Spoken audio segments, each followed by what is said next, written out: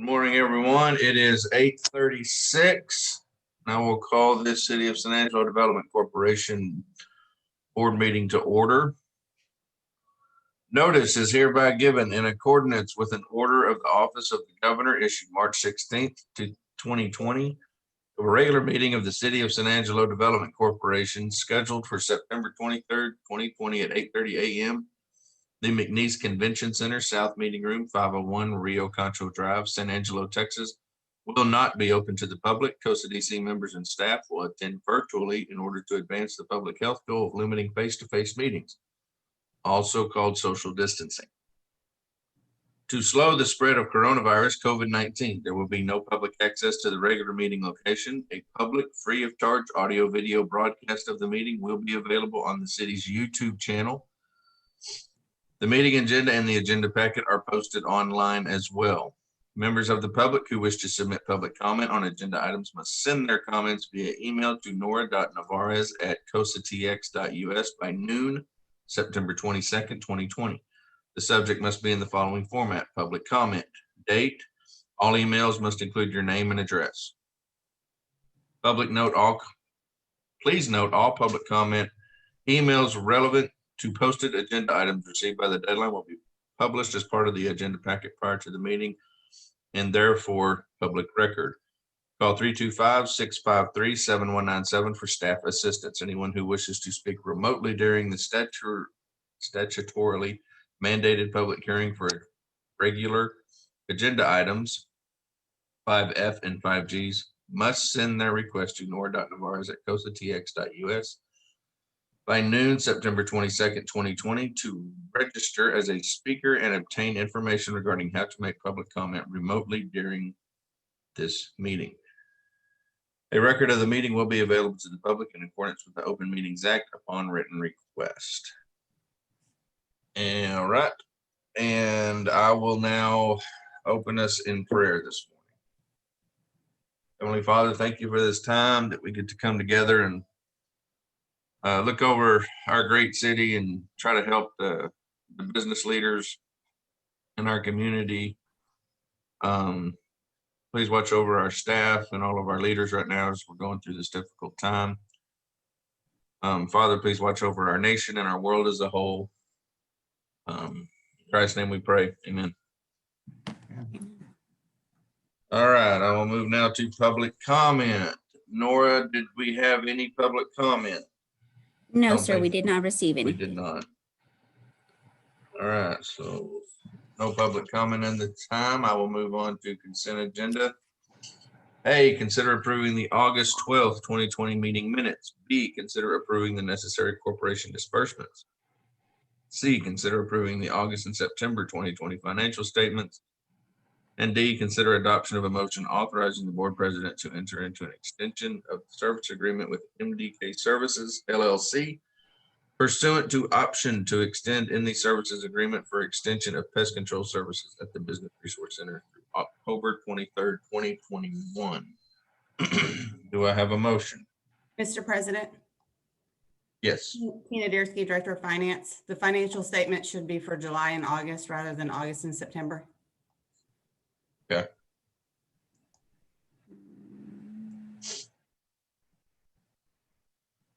So it's July and August.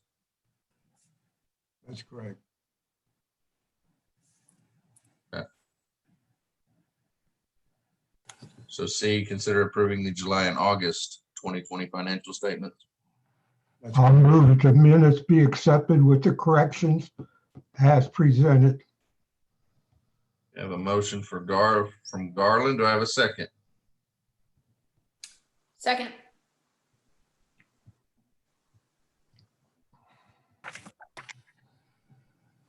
Second from Erica. Any other comments? All right, I will call for the vote individually. Max. Aye. Ed. Aye. Erica.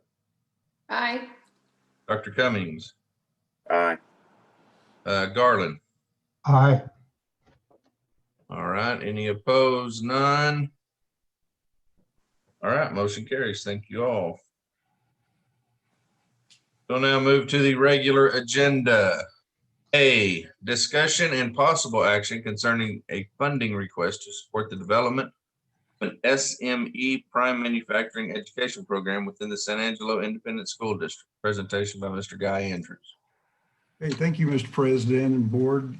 This is a presentation and request potential action after viewing the presentation. I have with me Mr. Mark Jones from SME Prime that is going to be sharing the presentation with you. In San Angelo, thanks to Michael Looney in the chamber, we have a very strong Manufacturers Alliance program in a strong manufacturing community. However, one of the things that we're lacking in our community is a formalized way of providing manufacturing education within our school system. So Mark, if you'd like to share your screen now and make your presentation for our board. Sure. Thank you, Guy, and good morning, everyone. I have, in fact, shared my screen. Can I just get confirmation that you're all seeing a slide entitled SME Education Foundation? Mark, you'll need to share that again since I was sharing the screen. So go ahead and share your screen once again. Clicking on the green share screen at the bottom of the screen, and then you'll be able to share your screen again.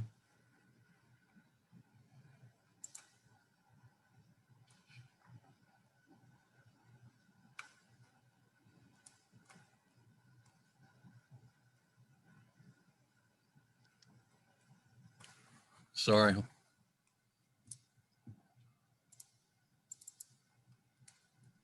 Okay, now we're seeing it. Okay, very well. Good. Well, once again, good morning, everyone, and thank you, Guy, for the invitation to participate in your meeting this morning. I know all of you have had a chance to review the letter that I sent to Guy dated August 31st, 2020, in which the SME Education Foundation requests $150,000 in funding for the SME Prime program intended to support the development of a prime manufacturing education program within SAISD. And again, I know you've had a chance to review that, but I thought maybe a place to start would be to bring everyone up to speed in terms of an understanding, a basic understanding of who we are as an organization, what Prime is, and what we hope to accomplish within SAISD. So with that as a little introduction, just curious of those participating on the call, how many of you may have some familiarity with SME already? Okay, hearing none, this is a good place to start. SME is the Society of Manufacturing Engineers. As an organization, we've been around serving the manufacturing industry since the early 1930s. Initially, SME was established as a membership organization, serving its members across the United States and Canada. And over these many decades, the organization has evolved into something far beyond just a membership organization. In fact, today, most people who know SME know us because we're the largest provider of manufacturing events in North America. If any of you have attended a major manufacturing industry trade show, you've been exposed to SME. Of course, this past year has been a little different, but in previous years, our shows have attracted well over 100,000 attendees across the country. We feature maybe 7,500 to 8,000 exhibitors, major manufacturers introducing new technology at these shows. And we've occupied upwards of 2 million square feet of meeting space around the country and Canada.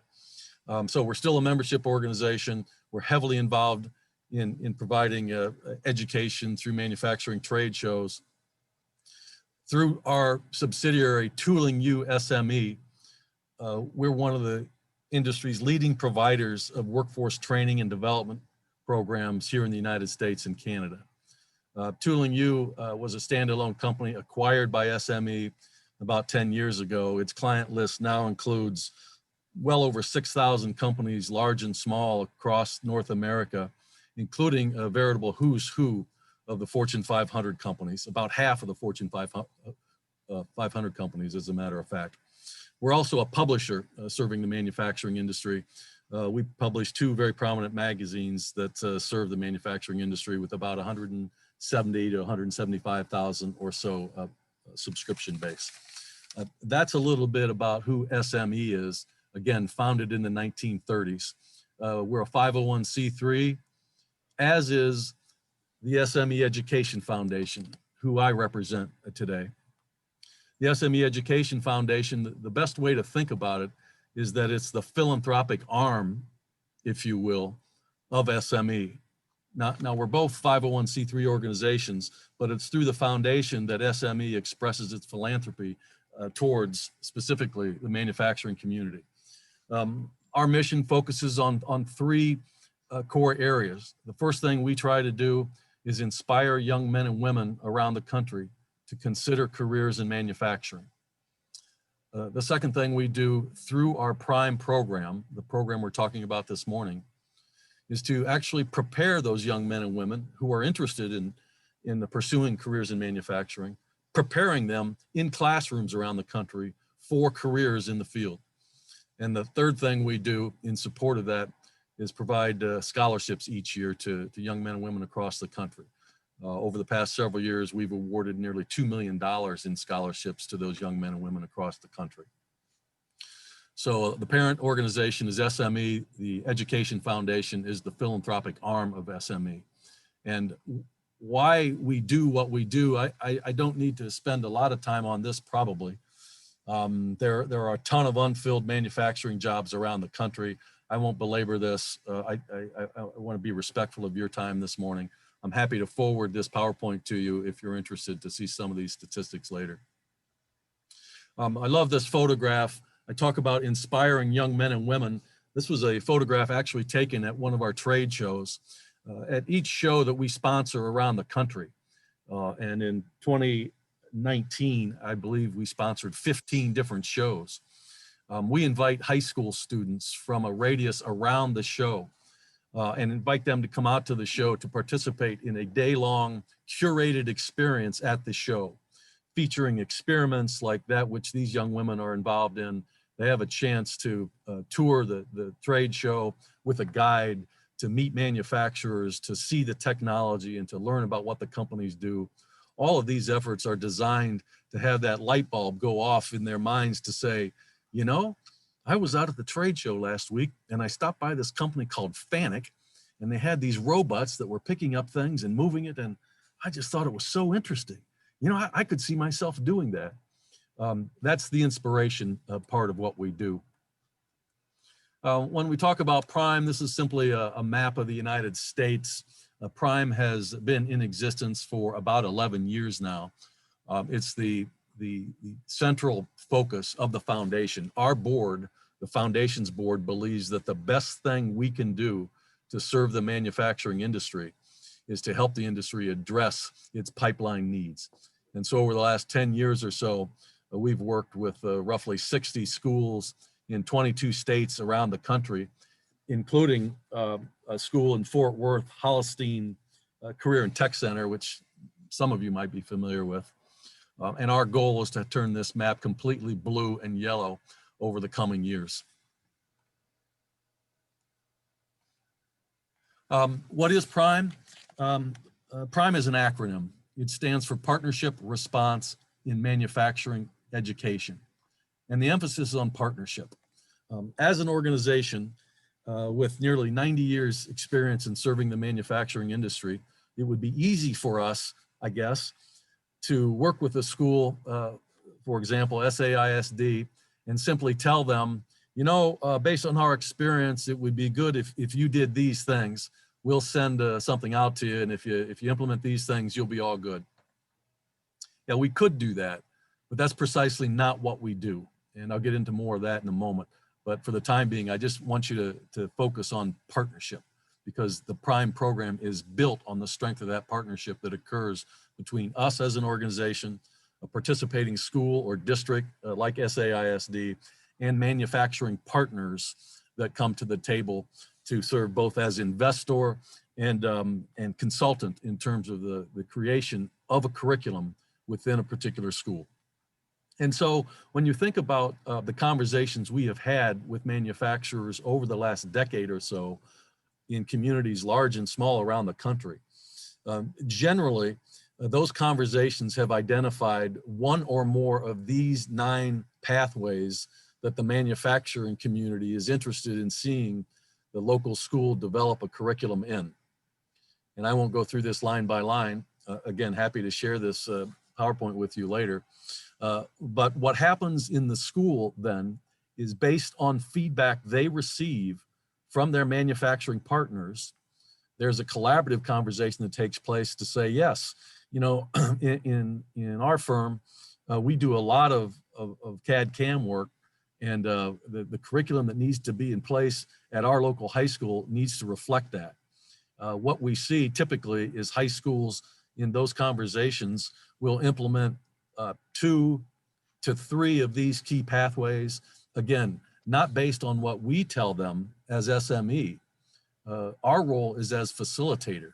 We facilitate conversations between the school district, and the manufacturing partners that we help identify, so that when they're writing that curriculum, which we help, that curriculum reflects specifically the input received from those manufacturing partners.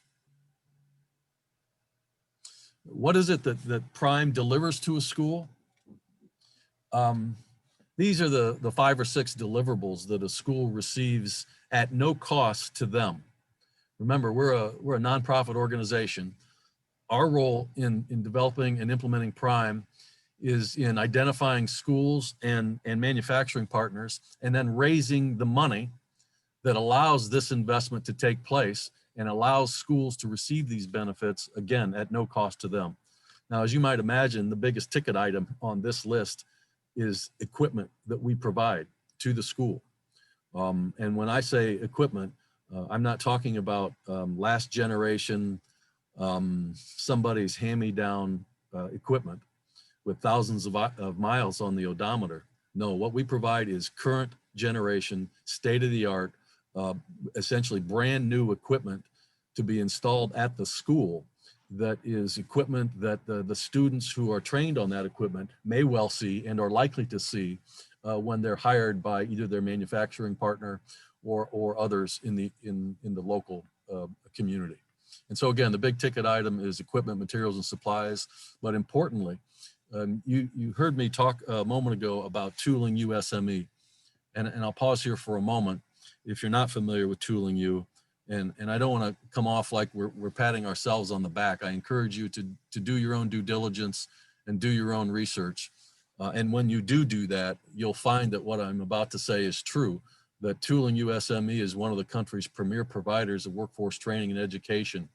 I mentioned the impressive client listing, and that's an important part of Prime, because a Prime school has direct access to the same training and education modules that are in place at companies that we work with around the country. The third thing that we provide is professional development. So when we're successful raising funds, we use that money to go out and buy the equipment and to provide access to the Tooling U curriculum. The last thing we want to have happen is to buy a fancy new piece of equipment and have it installed at a school, and then have the teachers there either A, be completely unfamiliar with it, or B, be afraid of it, and C, not know how to operate it. So we address that directly. We partner with a nationally regarded organization called the National Coalition of Certification Centers. That organization uses a train-the-trainer approach to train teachers on using the equipment and being able to teach on the use of that equipment. I also mentioned previously that we provide scholarships. We help schools with extracurricular activities, STEM-related extracurricular activities, and we also help a school market the program to their existing student base, and importantly, parents. I don't have to tell you that manufacturing isn't probably the first idea that pops into a parent's mind in terms of what they would ideally like to see in terms of a career path for their son or daughter. They view old school manufacturing being dark, dirty, and dangerous. And today's manufacturing is much different than that, and offers students or can offer students a wonderful career path while serving industry's needs. And so these are the deliverables that we provide as part of the Prime program. As we start looking at our experience over the last decade plus, one of the things that stands out and something that we're very proud of is this metric, that over that period of time, based on our research, nearly 85%, 8.5 out of 10 students who graduated from a Prime school actually are pursuing careers in manufacturing or are pursuing manufacturing related education. And this is an important statistic for us because it tells a manufacturer like an Ethicon in your community, like a Principal LED, and I'll come back to both of those companies in a moment, that if you were to get involved in this program and invest in SAISDs and support its desire to become a Prime school, there's a better than roughly an 8.5 out of 10 chance that those students are going to be real interested in pursuing careers with your organizations. So how does this process work? It begins with us typically identifying a high school. We've been at this for 10 years or so now. We've developed a bit of a reputation. Rarely a week passes that we don't field a number of inquiries from high schools around the country who wish to learn more about Prime. We walk through a process with that school to make sure it's a good fit and ultimately come to agreement.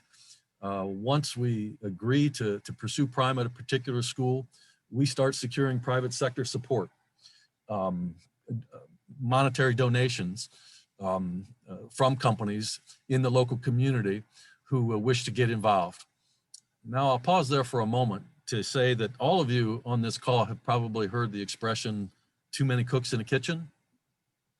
And we really believe that applies to Prime because schools have a somewhat limited bandwidth.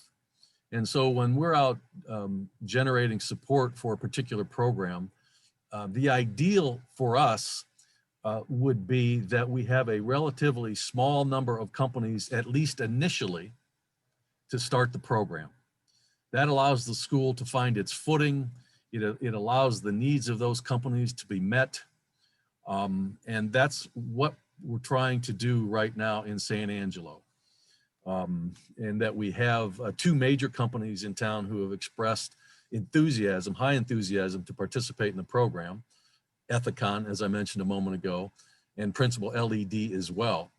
And they are in the process of committing to a level of funding that would be supplementary to the amount that we've requested from the Development Corporation to help establish Prime within SAISD. I'll come back to that in a moment. Once that funding is secured, and I'm actually the individual who would be charged and who is currently working with manufacturers in your area to raise those funds. So not only am I an ambassador for SME and for the Sme Education Foundation, but I'm actually a fundraiser as well in working to generate those monies. Because again, it's those monies that we use to buy the deliverables that we talked about on the last slide. Once those funds are raised, I pass the baton to colleagues here within the foundation who begin working directly in the market with the administrators and teachers at San Angelo ISD and with representatives from the manufacturing partners. A variety of activities are undertaken during this period of time. There's a comprehensive regional market analysis and workforce assessment that's conducted. We interview regional employers. SME has relationships with companies large and small around the country, as you've heard me say. We may well have relationships in your community, and we can leverage those to talk about what's happening from a economic standpoint in your community. Actually, Ethicon is a client of Tooling U SME, and that's ultimately what stimulated this entire discussion. I'm happy to go into that in greater detail in a moment if you'd like as well. Ultimately, all those folks are brought together over a day or 2-day period of time for what we refer to as a quote unquote body of knowledge workshop. That's fancy language. It's really just a big meeting which is focused on talking about what the needs of those local employers are and how those needs can be translated to a curriculum that teaches young men and women skills that address those needs that an Ethicon or a Principal LED or whoever else might come to the table have. Ultimately then, a curriculum plan is developed, and I'll show you a sample in just a moment, and we begin implementing the program. And you see here in parentheses, we talk about a 3-year implementation plan. That's the period of time that SME continues to stay involved as an advisor and consultant. We believe that, and based on our experience, that at the 3-year point, the program is up and operating. The companies have had a lot of direct experience in providing input and to mentoring young men and women and developing strong relationship with the school. By that time, they've hosted internships and co-ops, and they've likely already hired a few kids, so they know how the program is operating. Sme Education Foundation is a relatively small nonprofit organization. Our entire team consists of about 7 or 8 people. So at the 3-year mark, we see the program is up and operating. We don't leave. We're always available for ongoing consultation and advice, but we move on and try to plant the next seed of manufacturing education program, whether it be in the next town over or the next state over or across the country. I shared that map with you earlier. Right now, it's about half blue. We want to see the entire thing turn blue over the coming years. This is an example of a curriculum plan that was actually put in place for one of our clients. This curriculum has to do with the CNC machinist pathway that school was putting in place. And what you see here, and again, I won't spend a lot of time with this other than to say, over the 4-year period, you can see that students are exposed to traditional academic subject areas, English, language arts, algebra, geometry, trig, and so on. And then also you see specific coursework related to the pathway, in this case, a CNC machinist pathway for that particular school. And so we work with schools who have nothing but a desire to become a prime school and to develop a manufacturing education program. And we work with schools who already have a bit of a program who wish to expand it. This slide simply shows both those scenarios. When we're working with a school that really doesn't have a lot to begin with, we refer to that as a build program. And the budget we attach to that, based on our experience, is approximately $315,000.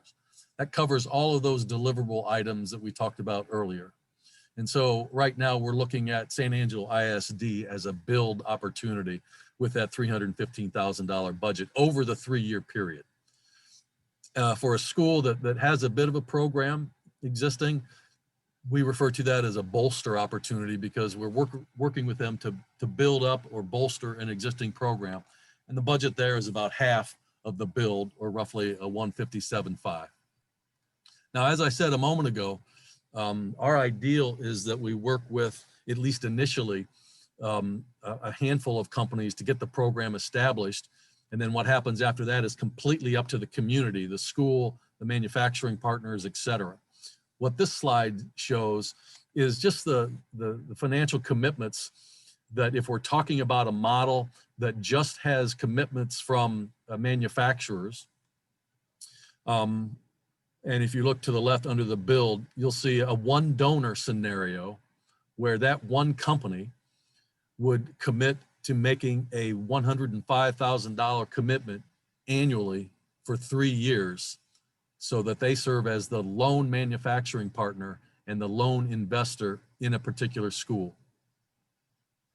Now that's a bit of an outlier. We do have instances in various communities around the country where one particular company has indicated their interest to be the loan investor. Honda, for example, in Ohio, Honda, the automobile manufacturer, has adopted a school and serves as its loan investor, but that's a bit of an outlier. In most cases, we're talking about 2, 3, or 4 companies initially coming together to make the investment. And you see that if 2 companies are involved alone without other investors, their commitment would be $52,500 per year for the 3 years. And if you look over on the other side of this slide, the bolster slide, the numbers speak for themselves. And so when we look at the Prime program, again, this is a core focus of the SME Education Foundation. As I said before, it's what our board believes we can do best to serve a glaring need in the manufacturing industry across the country. For those corporate investors that get involved, what they receive is really the opportunity to develop a really strong career-oriented connection to a local high school. They get a customized needs-based training program. It's turnkey. They ultimately get access to an enhanced pipeline of talent. And they also have a chance to increase their brand recognition within the school, with the students' minds, and within the community. The schools that get involved also receive tremendous benefits. First and foremost, they get a complimentary, no cost to them, hands-on manufacturing program that's directly connected to local employers. It's a state-of-the-art program. The programming available through Tooling USME is as good as it gets. The content is, again, in use at companies from small mom and pop shops up to Fortune 500 companies, as I mentioned. Students have a chance to be exposed to new ideas, new career pathways, and most importantly, they develop a relevant skill set and can sit for industry recognized certifications upon graduation. Teachers receive professional development, access to the Prime network, et cetera. I won't go into the rest of these slides. This is just a photo of our team. I mentioned that we're a small group. You see me standing in the back row on the left in the gray suit, and I'm happy to answer questions. I'll give you a brief status report as we speak, which I think I may have alluded to in the letter, the solicitation letter that I sent to Guy. Since I sent that to Guy, and I've shared this with Guy, we have received a further commitment from Ethicon, who through their plant manager, Ray Gonzalez and Mike Berry, that they're definitely in. And in fact, we had a conference call with them just earlier this week on Monday afternoon to further underscore that. And joining that call was Francis Jellensberger and Delilah Harper from Principal LED. So both of those companies are in, and we're very flexible as an organization. And I said we like to keep the initial participants somewhat limited. They have requested of us that we limit, at least initially, the investors to Principal LED and Ethicon during this period of time that we get the program up and operating, and talk about expanding it later. But both of those companies have indicated their interest in supporting the program financially. This potential investment from the Economic Development Corporation truly is economic development, in that the investment allows companies like Ethicon and Principal LED and perhaps others who join us later to participate at a much lower entry rate. And that's particularly important during this time of COVID, because as you might imagine, a lot of companies are so focused on survival and how they're dealing with COVID that they're just not in a position to get involved. So I think it speaks volumes about Ethicon and Principal LED that they're able to participate and visionary enough to see the importance of adding this type of program to the San Angelo community. And I'll stop there, and happy to answer any questions about SME, the Education Foundation, the Prime program, or where we're currently at in San Angelo. Oh, I should say, obviously, that San Angelo ISD, through Roxanne Fentress, who some of you may know, and the principal and superintendent, everybody, all the key players have underscored their enthusiasm for getting involved with us to develop a Prime school there as well. Okay, we'll open it up for questions now. The one thing I'd like to add as well to what Mark has said is that Michael Looney and I sat into the Concho Valley Workforce Development Board of Directors meeting when this was first presented, and we felt like very much that we needed to be a participant in this and helping to get this implemented in the program. Since manufacturing is one of the key ingredients that we're looking for here, and we really don't have any type of formal training in manufacturing at this point in time. So with having said that, I'll allow y'all to ask questions. All right. Thanks, Guy. And Mark, thank you as well. It looks like an exciting addition to our school district. Do any board members have any questions, concerns? I have some questions. Okay. I have 4 questions actually. Good. So did I hear you correctly that you said that there was no cost to the school district because it's all coming from outside donors? That's correct.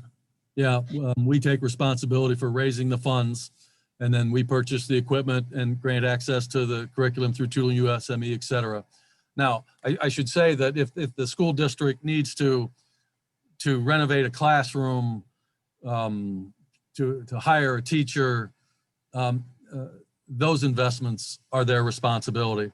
But the specific prime program is funded entirely through the philanthropic support of local companies who get involved.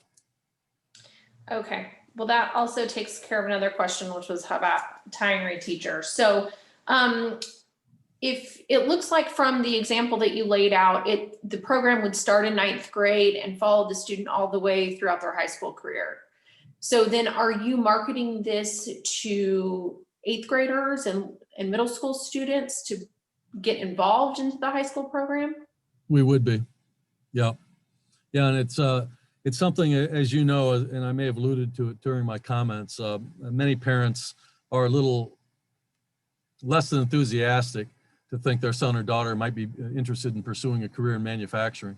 So in terms of the growth of the program, it's critical for the school to have the ability to communicate with, one, the fact that the program exists and that the benefits are these, that students develop new skill sets. And, oh, by the way, based on recent research, welders around the country are coming out of high school making, whatever it is they're making, 40, 45, sometimes $50,000, to give parents a sense that there's a great career pathway with good jobs, solid benefits, a chance for kids in this case in San Angelo to stay home in a community they love, to be with friends and family, and to work for great companies like Ethicon, like Principal LED, and other great companies in the area. Okay, great. And then my last question is, what is the path for the students after they graduate from high school? Do they come out already with complete certification ready to go? Is there still some training that's needed? What does that look like? All of the above. They can sit for certification depending on the pathway. They can pursue a career immediately. They can go on for additional education via community college or 4-year school. It's up to them.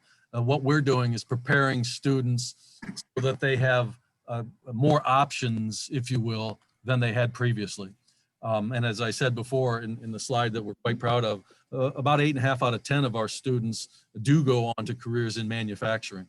And I'm a former college administrator, and I won't waste your time with a bunch of boring stories, but I can tell you how many times I saw young men and women racking up a tremendous student loan debt and still not really have a sense of what their life was going to look like.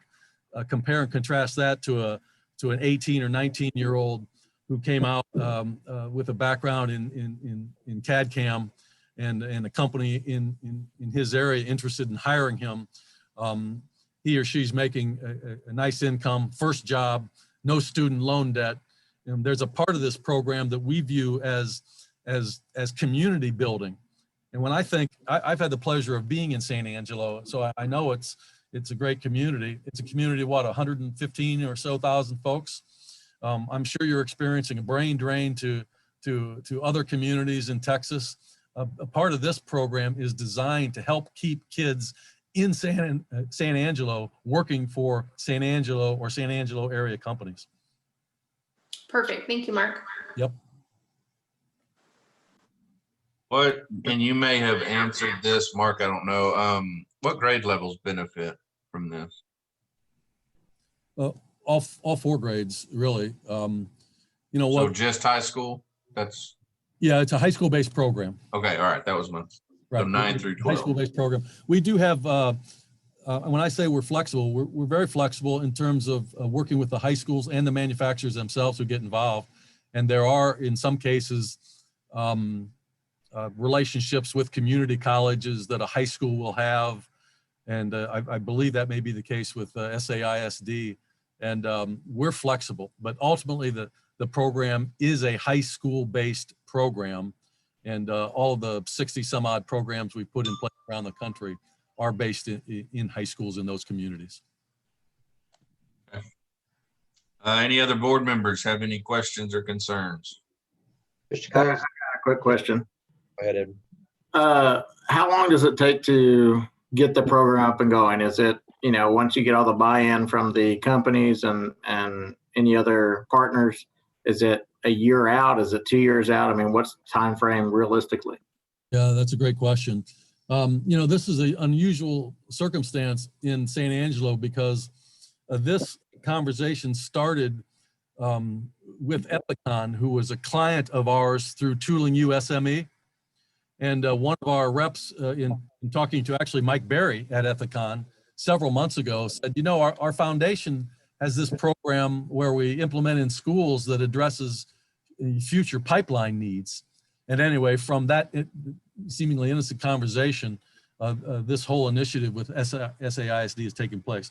To specifically answer your question, typically, once we have vetted a school, they're interested, we're interested, it will take us normally anywhere from 3 to maybe 6 months to raise the money. And then another 3 months or so to walk through the process where we're doing the needs assessment and working with manufacturers and building the curriculum, et cetera. In this case, working with SAISD and actually getting commitments from Ethicon and from Principal LED happened concomitantly. So it's really shrunk the time frame. So right now, assuming that we were fortunate enough to receive funding from the Development Corporation and San Angelo City Council were to approve that, let's say, latter part of this year, you know, our folks would become immediately engaged with the school as early, likely as mid-January, and begin that process in the hopes that we could have the program up and operating by next school year. You know, this has been again, a kind of an unusual circumstance because the corporate support materialized so quickly. And then, of course, with the opportunity to add other support as well. And this model for us, I mean, typically our model has been, you know, manufacturer support. But with this model, with the Economic Development Corporation thinking about getting involved at a significant level, and I don't think I'm telling tales out of class. Mike Looney has indicated that the chamber has expressed some interest perhaps in getting involved as well. This model is a model that we see being a very valuable model moving forward from an economic development standpoint, because if you can lower the initial investment by companies, there'll be more of those companies that will be able to say yes. And companies of all sizes, not just the big companies like Ethicon, but smaller companies as well.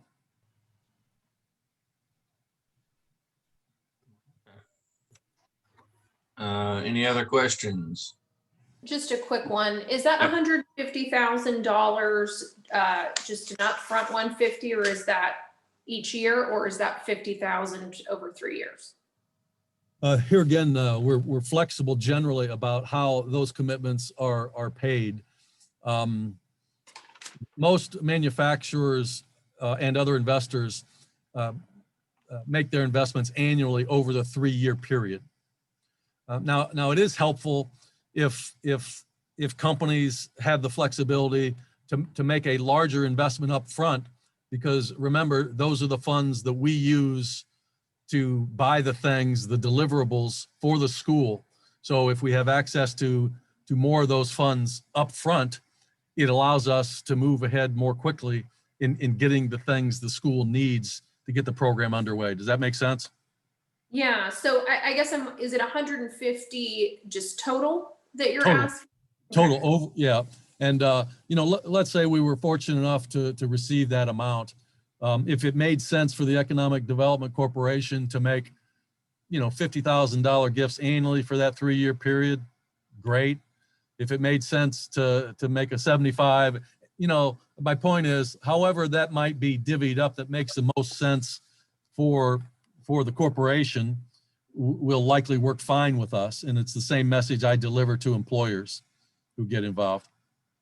Okay, thank you. Marcus, Bob Schneeman.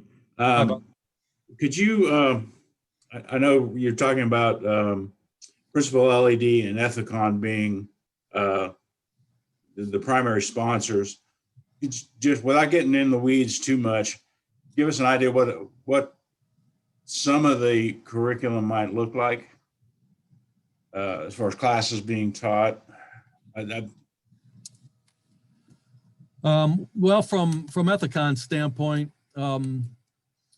I think they're looking at a couple of areas, and from Principal LED as a lighting manufacturer, some of the electrical stuff would likely be a part of that curriculum as well. It's kind of hard for me to say specifically because the magic happens during that 1 or 2 day period when all of those folks are pulled together to specifically sit down with the administrators and teachers at SAISD to say, here are the areas that we need students to have a skill set in. And we facilitate that conversation. I'm not a part of that. But as I mentioned, our colleagues, 2 former college administrators actually handle that process and draw out from the representatives from Ethicon, and in this case, Principal LED, so that the specific skill sets are addressed in the curriculum that is ultimately put in place at the school. Okay, so it would be pretty much tailored to those, I don't want to say tailored to those 2 companies, but those 2 or similar companies. That's correct. Yeah, and I know what will happen is, because it happens in all of our programs, that while we're able to meet the specific needs of the initial investors, because many of those needs are somewhat universal with other companies in the area, that it ends up being beneficial to not only the folks who get involved, but to the larger audience of manufacturers in the greater metropolitan area. The reason I'm asking is obviously those 2 companies are a little more production line oriented, I guess. Yes. And fairly high level of technical sophistication, but we've also got a lot of heavy industry in San Angelo, and one of the things that has come up repeatedly is welding and getting into some advanced welding programs. So that would be a totally different program than maybe a separate program under SME for another industry. Yes, and when that conversation takes place, it's not uncommon for a school to have as many as 3 different pathways, and welding is a common pathway that a lot of schools deliver for some of the reasons you just touched on. And again, the meat and the potatoes of that is the conversation that occurs between whomever will be participating from Ethicon and Principal LED and Roxanne and her team at SAISD. Okay, thank you. Yep. Okay, At this point, if there are no further questions, Mark, you can stop sharing your screen by clicking stop share at the top. And then we can go on unless there are any other questions. The whole purpose of this is we saw this presentation, Michael Looney and I did, felt like it very much so is a program that we need to be involved in. And what we're actually recommending is that we provide that $150,000 over a 3-year period of time. So $50,000 a year for the next 3 years is our particular recommendation. What we're looking at from the board is direction, if you would like to pursue that, and for us to bring back a resolution at our November meeting in support of that particular program. Okay, Guy, I'm sorry, say that again. What was the recommendation? $150,000. It would be $50,000 a year over a 3-year period of time. Okay. That fits into our budget. Okay, board, do we want, we have possible action on this. Do we want to go ahead and, can we go ahead and approve that now? Or do we just need to wait until you bring it back next month? Well, actually, you wouldn't approve it till next month when there'd be a resolution prepared. I didn't want to hit you cold with this one and try to have you digest this information and then have an action at this particular time. So what we're looking for is if the board would direct us to bring this back as a resolution for consideration of approval for our November board meeting. Do any board members have a reason for that not to come back in November?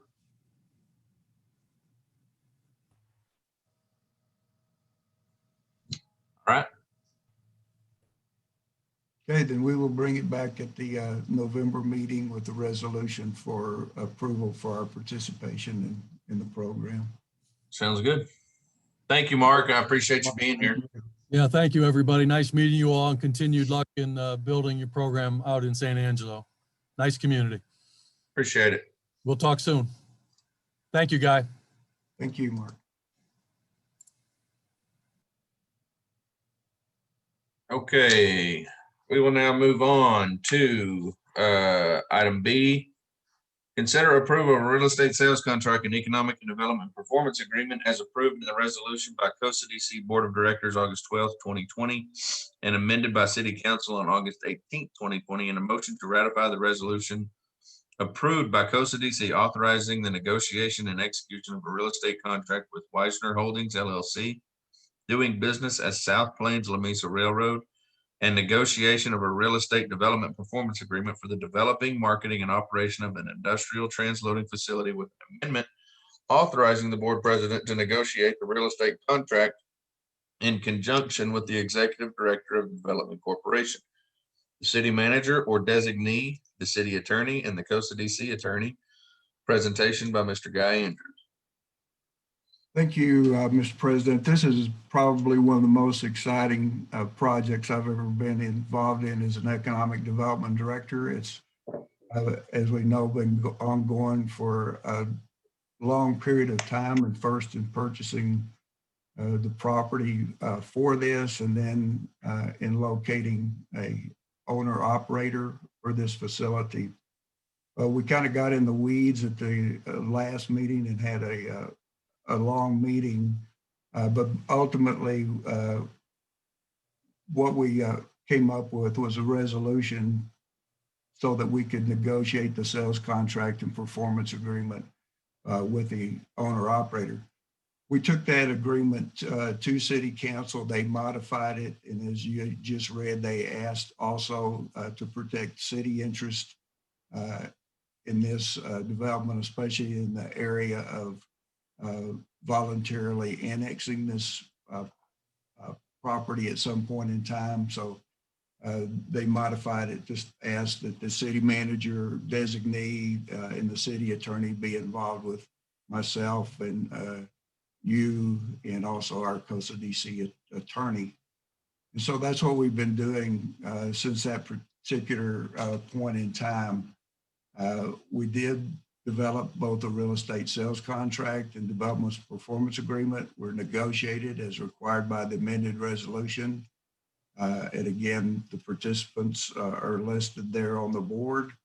In addition to this, in regard to bringing this to closing, also developed a real estate lien, a deferred payment note, a deed of trust, and special warranty deed have also been prepared for this property. The sales contract is for $600,000 at 0% interest for a 6-year period of time. Those payments are forgivable as long as the terms of the performance agreement are being met. The real estate lien deferred payment note defines the courses of action to be taken in the event of default or other events. And we reviewed those because of especially Mr. Cole's questions in regard to how do we protect ourselves in event of default or other events that might happen.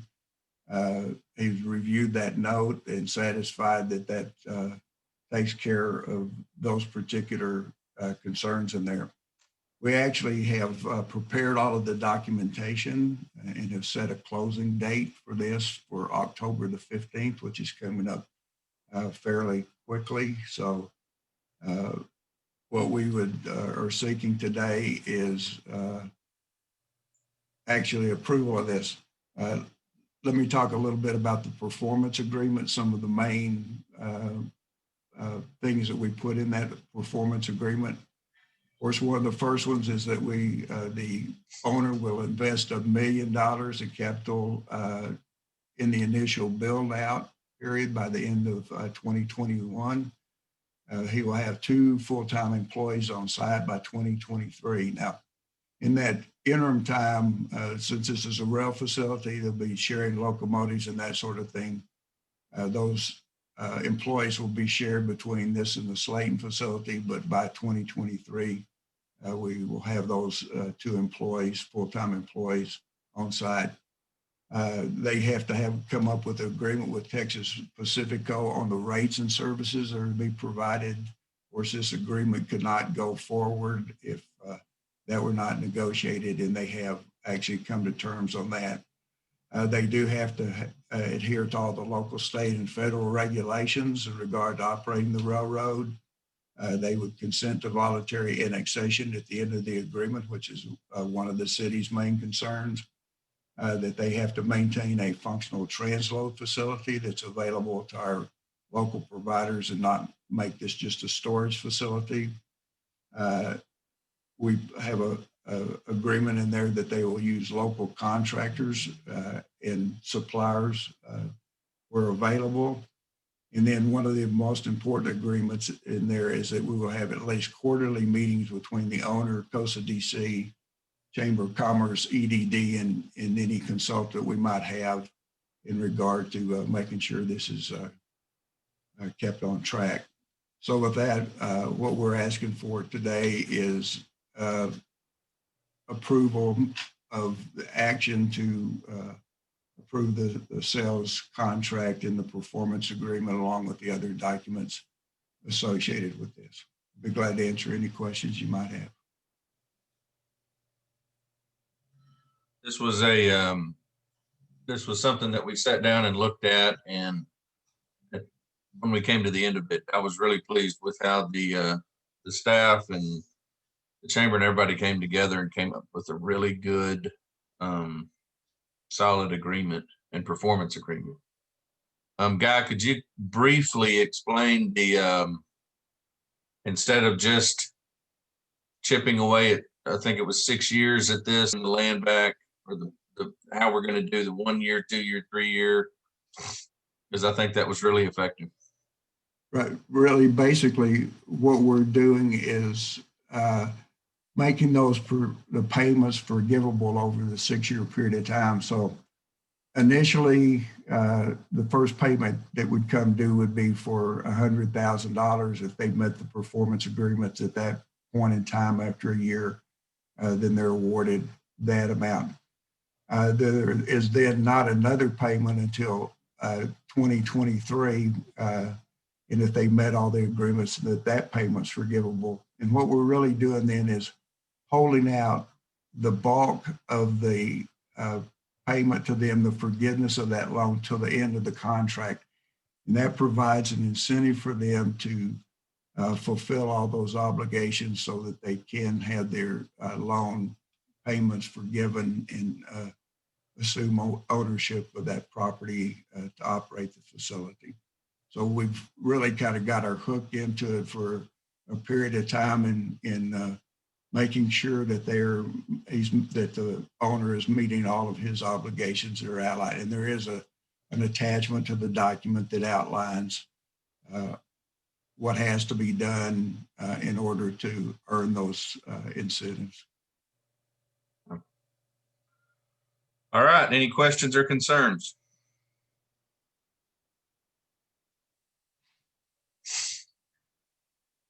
Hearing none, I would entertain a motion.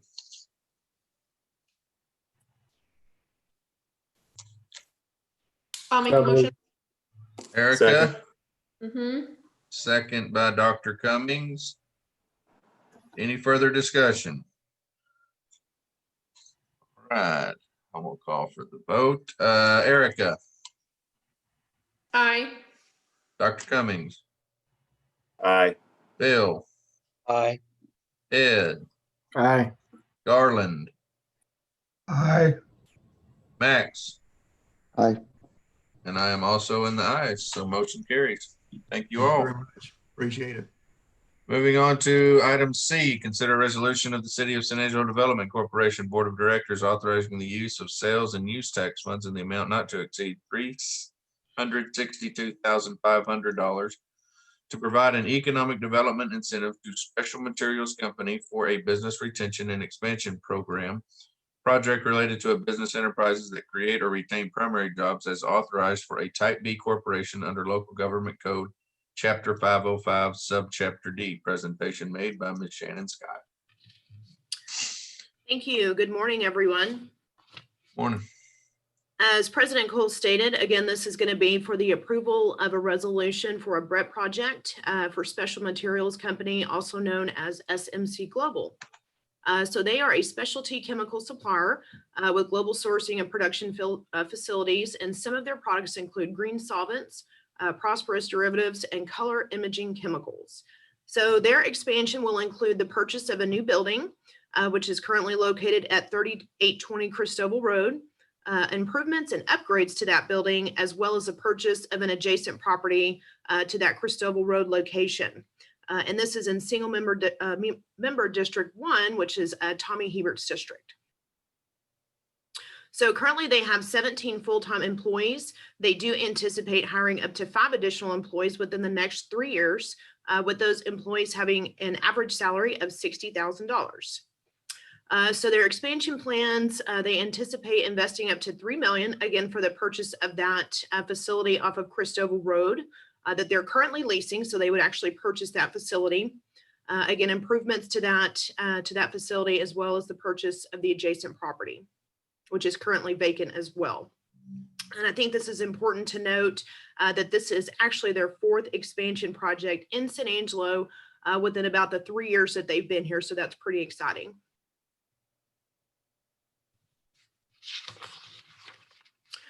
So the breakdown of the incentives that we're proposing would be $350,000 once the capital investment of the $3 million has been expended for the purchase of that building, improvements to the building, and the purchase of that adjacent property. Of course, we're asking that they retain their 17 current employees, and then we're offering up to $2,500 per full-time equivalent for up to the 5 full-time positions that they're anticipating hiring within the next 3 years. So the total incentives breakdown that we are requesting is $362,500. And again, with every project that we have, we do run an economic impact analysis to determine our return on investment. So in this particular case, we're anticipating $2 million in annual economic output, as well as $1.3 million in gross area product annually, and then a payback period of 5.5 years. So with that, I would be happy to answer any questions. I know Michael Looney is on the call as well. He has been working closely with these guys for the entirety of their relocation, like I said, over the last 3 or 4 years. So we really appreciate his help and support.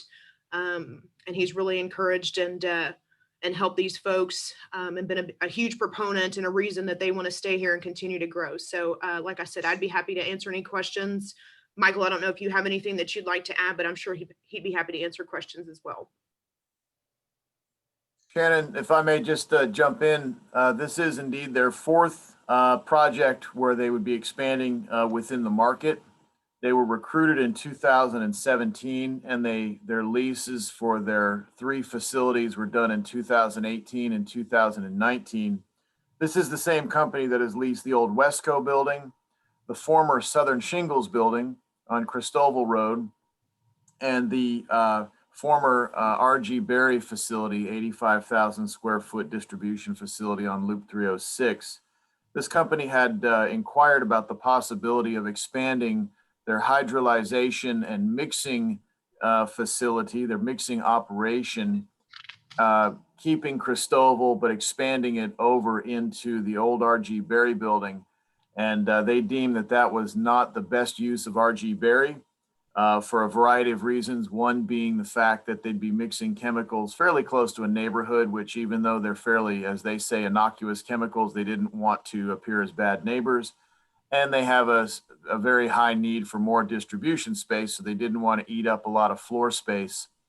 The R.G. Berry building is currently, it's a 24 clear height building, 85,000 square feet, and they have designs on expanding into the balance of potential available space once CV Cog makes their formal move.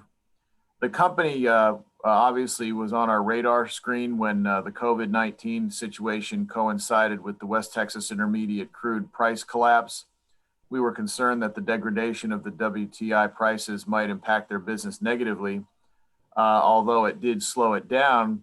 As they've reminded me on a couple of occasions, what they make is basically a preservative and is required to continue to be pushed downhole so that the metal components of the downhole gear does not erode and corrode. So it's not a very expensive product for drillers to purchase and to use.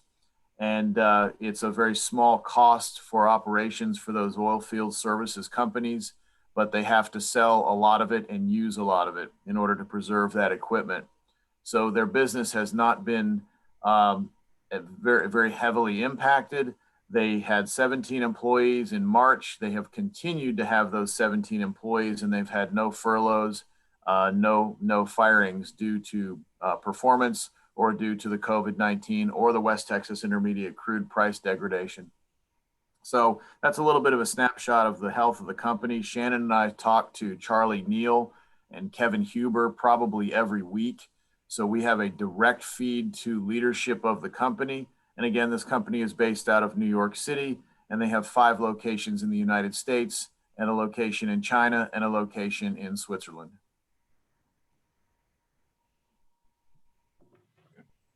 Great. Questions or concerns from the board?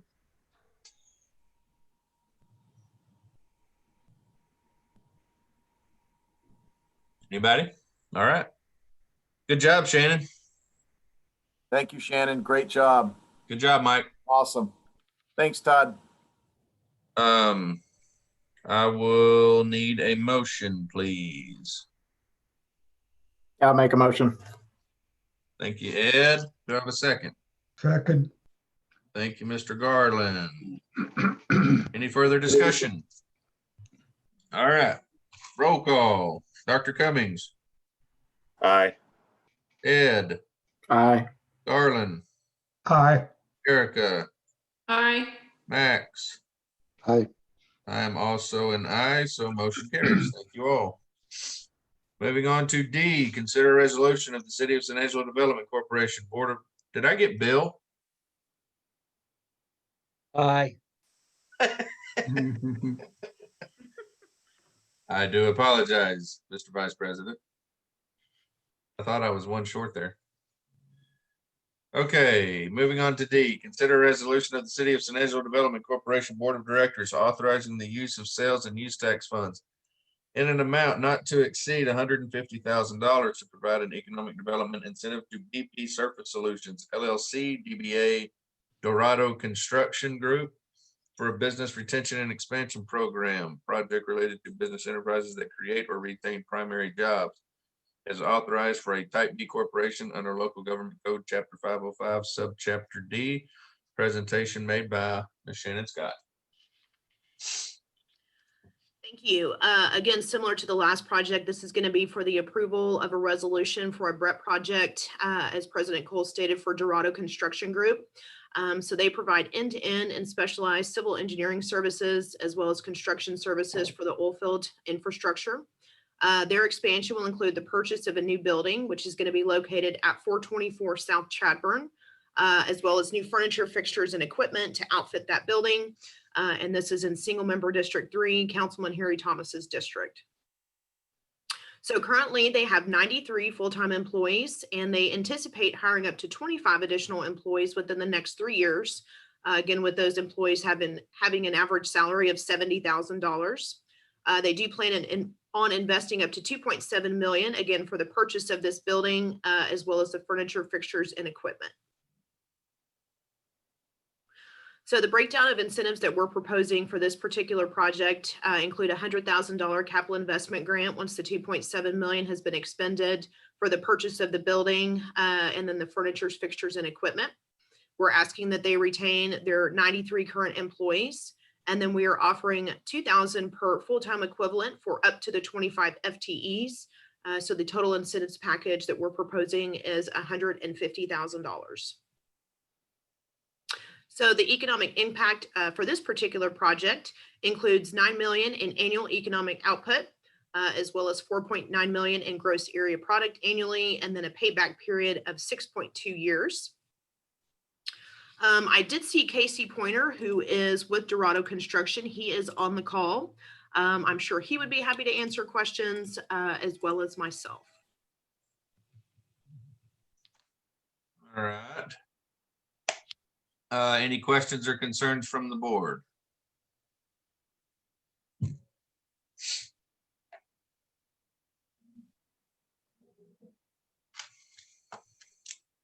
I hear none. Anybody? Okay, sounds good. We like to see BREP projects moving forward. It's a positive thing. And thank you, Mr. Pointer, for being here.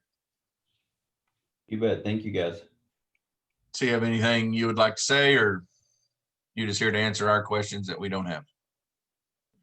Other than thank you, no, not really. We really appreciate the opportunity and we look forward to the growth of San Angelo. We've had extensive conversations with Guy and Michael, and we believe our small community is going to continue to grow, and we want to be a part of it.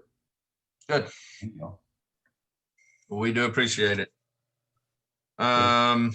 President, you'll need a motion. I do need a motion.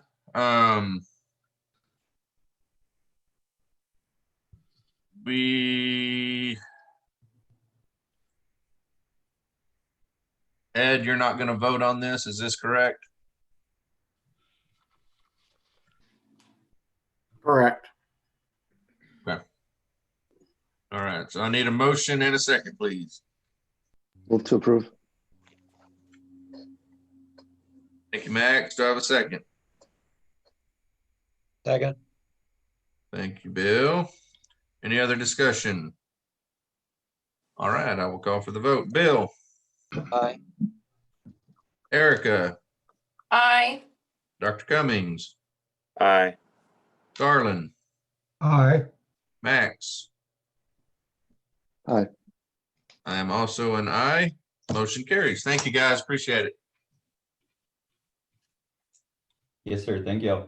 Moving on to E, public hearing regarding the use of sales and use tax funds in an amount not to exceed $150,000 to partially fund City of San Angelo open space improvement, landscaping, and related facilities necessary to enhance the Highway 87 right-of-way, a project authorized under Section 501.103 infrastructure improvements, street landscaping, and Section 505.152 of the Texas Local Government Code for open space improvements necessary to develop new or expanding businesses, enterprises.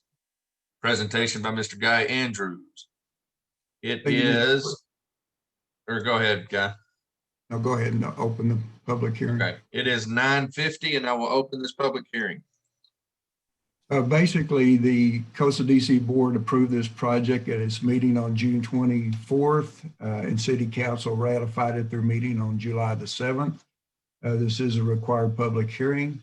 Agreement was reached that the city would do the design work and handle construction under a memorandum of understanding with COSA DC, with COSA DC funding the enhancements. The amount approved was $150,000. Very good. Any further discussion? Any public comment? No Hearing public none, I comment will, was received. no public comment was received. Okay.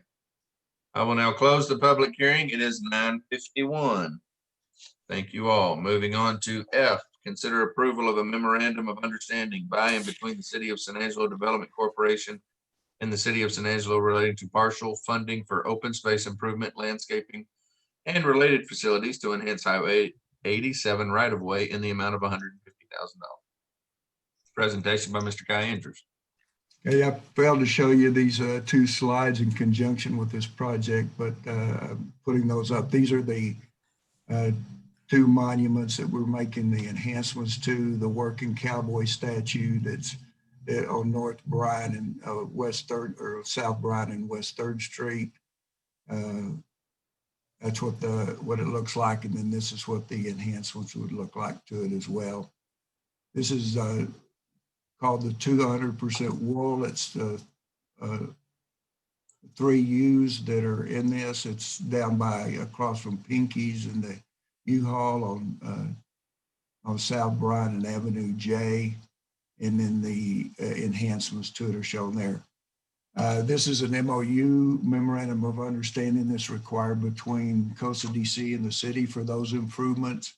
Again, it's been approved for funding and that sort of thing. And so what we're asking for is approval of the memorandum of understanding that goes with that. Okay. Comments or discussion, questions or concerns from the board? I hear none. I would entertain a motion. Move for approval. Was that Ed? That was Bill. Oh, sorry once again, Bill. Do I have a second? I'll Thank go you. ahead and second. Any other discussion? All right, roll call. Bill,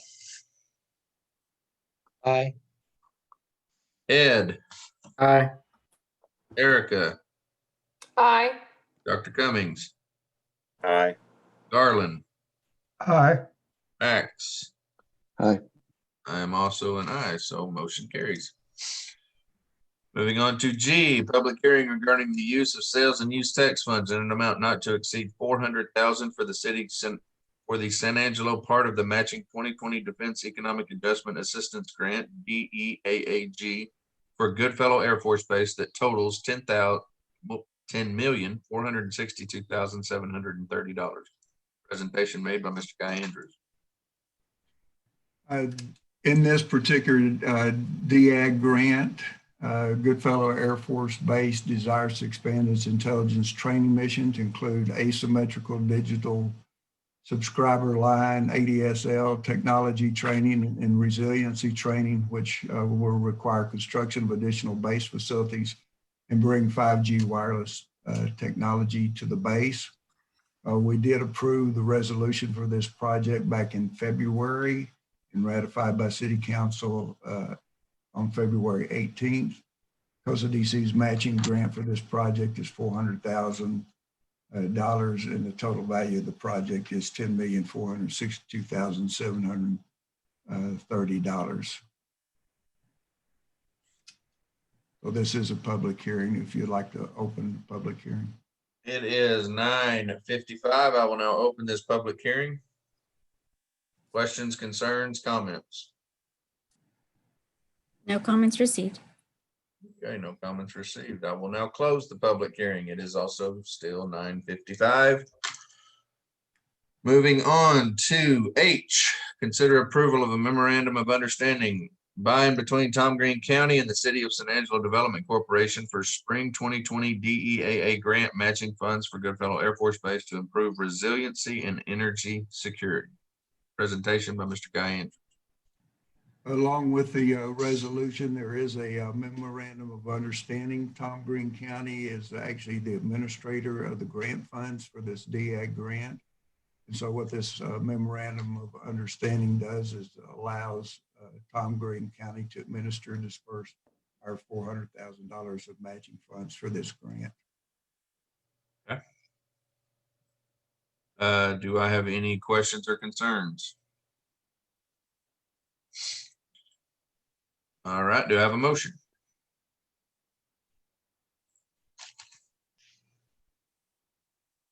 Move for approval. Thank you, Bill. Do I have a second? Second. Thank you, Erica. Any further discussion? All right, Bill, Aye. Ed, Aye.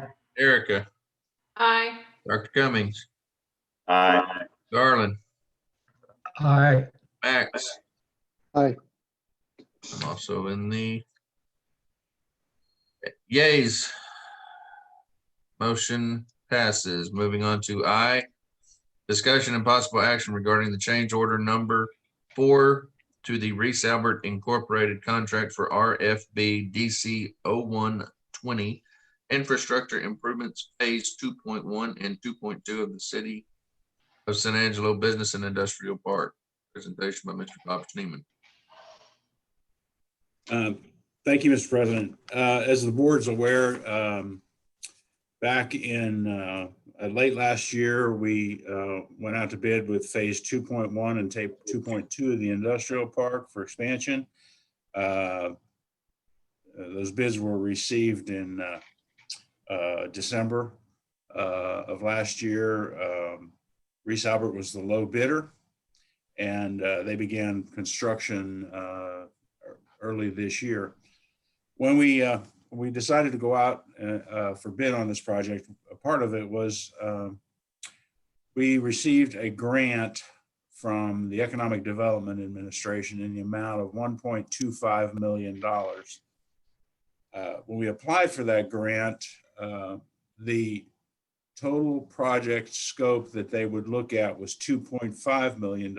So we reduced the overall scope of this project to meet that 2.5 million, and the Economic Development Administration matches that on a 50-50 basis, hence the 1.25 million.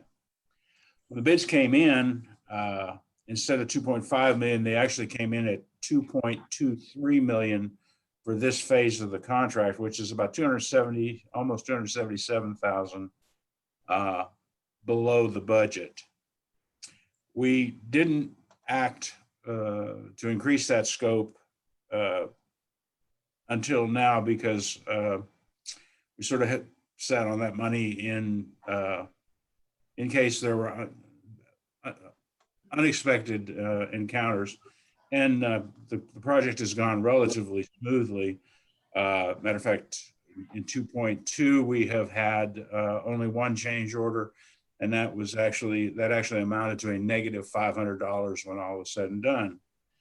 They're getting close enough now that, and with my discussions with the contractor, we feel that we can look at maybe doing some additional work under the contract to bring it up to that $2.5 million total.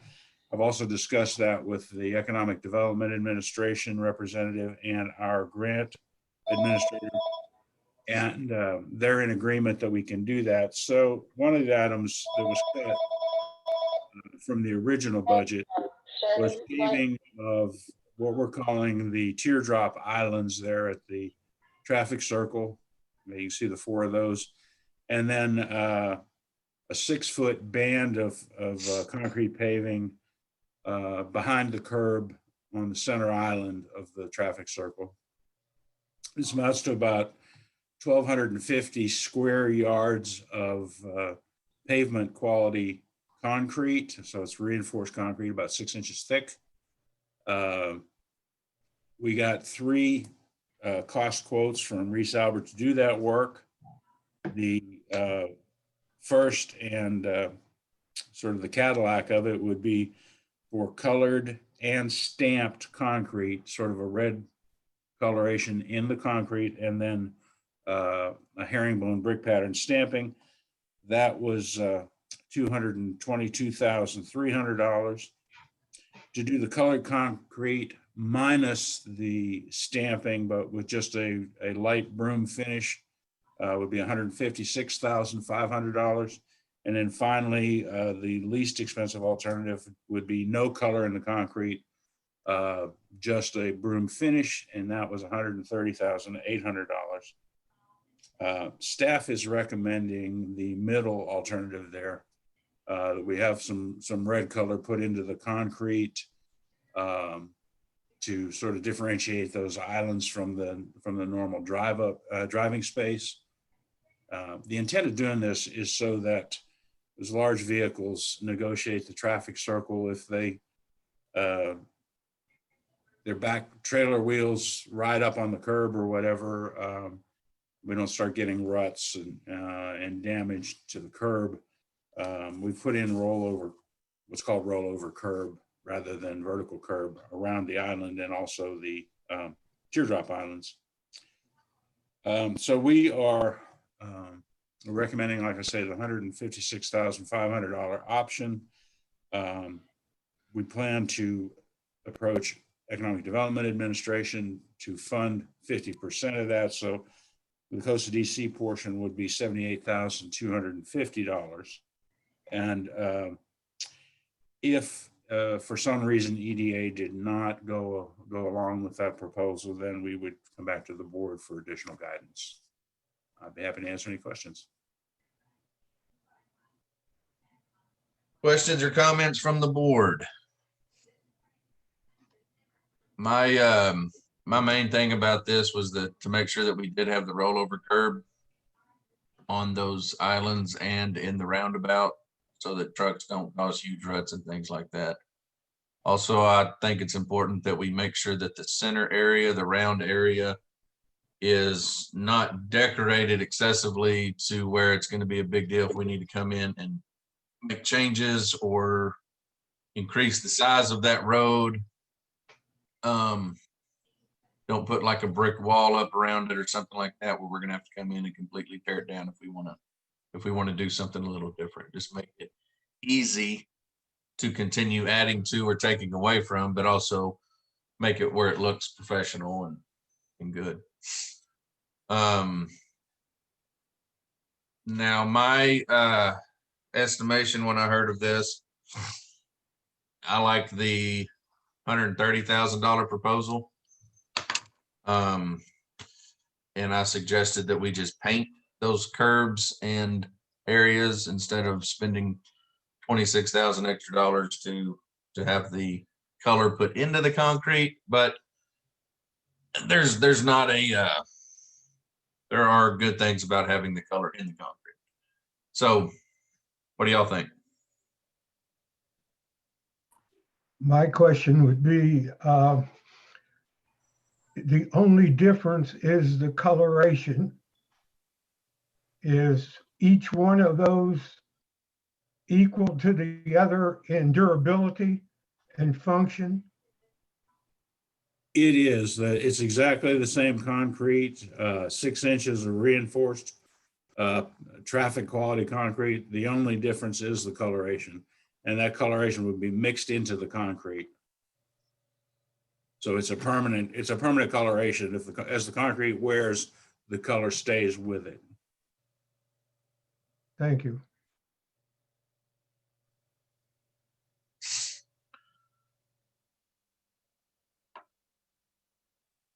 Any other questions? Now we have discussion and possible action on this, so we can go ahead and vote on this if we want to decide on which cost proposal we want, correct?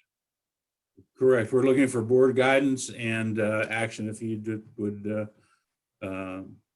be so inclined. And our thinking to this point is we're only going to be responsible for half of this cost. That's correct, yes. Okay, so what do you think, guys? A, B, or C? I like B. I agree. I think that's a happy medium. He's gonna be a low maintenance issue where if we did paint, we'd be out there all the time trying to repaint that. So this will be kind of injection of concrete. So it'd be a permanent, no maintenance issue for us, which is a good thing. Well, Bill, it would actually be Bob out there painting. So I didn't know there's no cost, so that's a good thing. I didn't think about that. yeah. You've never seen me paint. The cleanup cost would be far exceed this. Okay. Everybody happy with B? Colored broom finished concrete at 156.5. Yes, sir. Any opposed? Okay, I would entertain a motion. So I'll make a motion You might specifically state, for line item B, the 156 colored concrete broom Okay. finish. all right, I have a motion from Director Carrasco. Do I have a second? Second. Thank you, Max. Any further discussion? All right, Bill, Aye. Ed, Aye. Erica, Aye. Dr. Cummings, Aye. Garland, Aye. Max. Aye. I am also an aye. Motion carries. Thank you all. Thank you. All right, we will now move to executive session. Executive session under the provision of Government Code Title V, Open Government Ethics, Subtitle A, Open Government, Chapter 551, Open Meeting, Subchapter D, Exceptions to Requirement that meetings be open under the following sections. A, Section 551.087, to deliberate regarding commercial or financial information that the board is receiving from business prospects with whom economic development negotiations are being conducted, and discuss financial or other incentives relating to the following projects. B, San Angelo Chamber of Commerce Performance Agreement. It is 10:07. We are now in executive session. It is 10:58 and we are now out of executive session. We have no follow-up issues. I will move on to consideration of possible action of items discussed in closed section if needed. We have none. Announcements and consideration of future agenda items. Do we have any? All right, I would entertain a motion for adjournment. I make a motion that the meeting be adjourned. Thank you, Garland. Do I have a second? Second. Thank you, Dr. Cummings. Do I have any further discussions? All right, it is 10:59 and we are adjourned. Thank you, everyone. Everybody.